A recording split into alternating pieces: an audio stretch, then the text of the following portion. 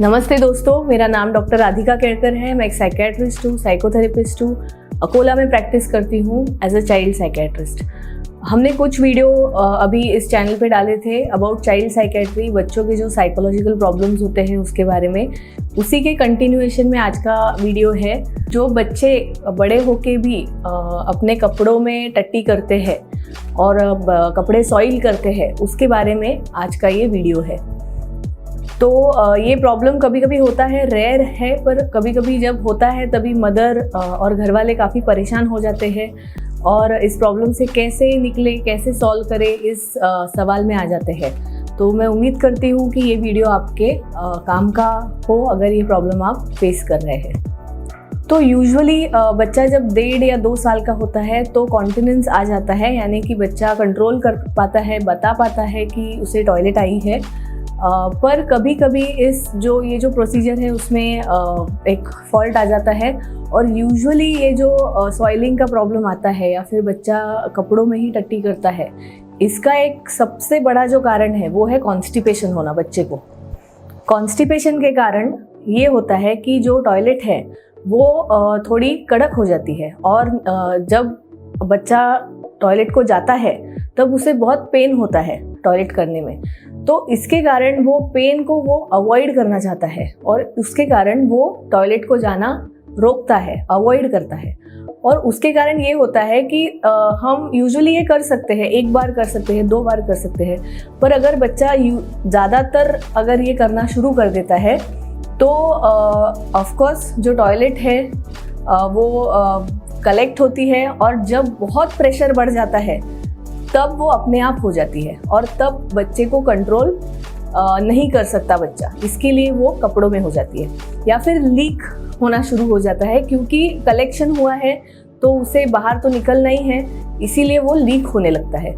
तो कॉन्स्टिपेशन ये बहुत इम्पॉर्टेंट रीज़न है ये प्रॉब्लम शुरू होने में। तो सबसे पहले हमें ये देखना है कि बच्चे को कॉन्स्टिपेशन ना हो। कॉन्स्टिपेशन ना होने के लिए हमारे डाइट में जो फाइबर का अमाउंट है वो अच्छा होना चाहिए, यानी कि green leafy vegetables, fruits, carbohydrates, ये जो चीज़ें बल्क देती है हमारे टॉयलेट को, तो वो अच्छे अमाउंट में जानी चाहिए, फ्रूट्स जाने चाहिए। इसके अलावा मिल्क प्रोडक्ट्स का सेवन कम होना चाहिए। ज़्यादा अगर मिल्क और मिल्क प्रोडक्ट्स का सेवन होगा तो ये प्रॉब्लम आ सकता है। इसके अलावा पानी का जो इंटेक है, पानी का इंटेक बढ़ाना चाहिए।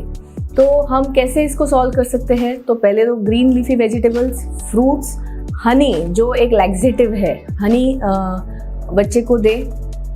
नेक्स्ट इज बटर, यानी कि बटर या ऑयल से भी हमारा जो टॉयलेट है वो सॉफ्ट हो सकता है। और इसके अलावा 10 glasses of water apart from milk, यानी कि दूध के सिवाय 10 या 12 ग्लास पानी बच्चे ने पीना चाहिए। तो ये हम चीज़ शुरू कर सकते हैं जिससे कॉन्स्टिपेशन ना हो और सॉफ्ट स्टूल्स शुरुआत हो इस चीज़ की। इसके अलावा डाइट के साथ साथ एक्सरसाइज भी ज़रूरी है। आजकल हम देखते हैं कि ज़्यादातर बच्चे मोबाइल पे खेलना पसंद करते हैं, गेम्स खेलना पसंद करते हैं, देखना पसंद करते हैं। तो इसके बजाय उनको इनकरेज करें कि बाहर जाके खेलें, आउटडोर एक्टिविटी करें, गार्डन में जाके खेलें। इससे उनका जो पूरा सिस्टम है वो बेहतर हो जाएगा। इसके अलावा कुछ हेल्दी हैबिट्स उनको लगाने में हमें इनकरेज करना है।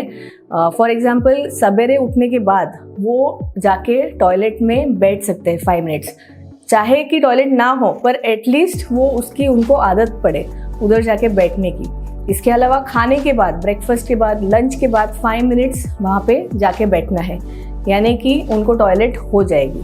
इसके अलावा जो स्टूल्स अपने आप होती है, जो सॉइल होते हैं कपड़ों में हो जाती है, वो जो एक टाइमिंग है बच्चे का, वो आपको ट्रैक करना है और उस समय बच्चे को जाके बिठाना है टॉयलेट में, यानी कि तब अगर उसको प्रेशर आ रहा है तो ये प्रॉब्लम सॉल्व हो सकती है। तो ये कुछ टिप्स है इस प्रॉब्लम को सॉल्व करने के लिए। बहुत मुश्किल जाती है मदर्स को या फिर घर वालों को।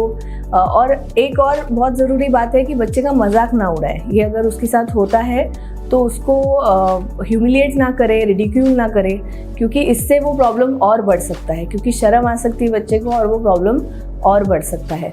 आप उसे रिक्वेस्ट कर सकते हैं कि जो कपड़े गंदे हुए हैं वो खुद धो ले, ये आप उसको रिक्वेस्ट कर सकते हैं, पर उसका मजाक मत उड़ाइए।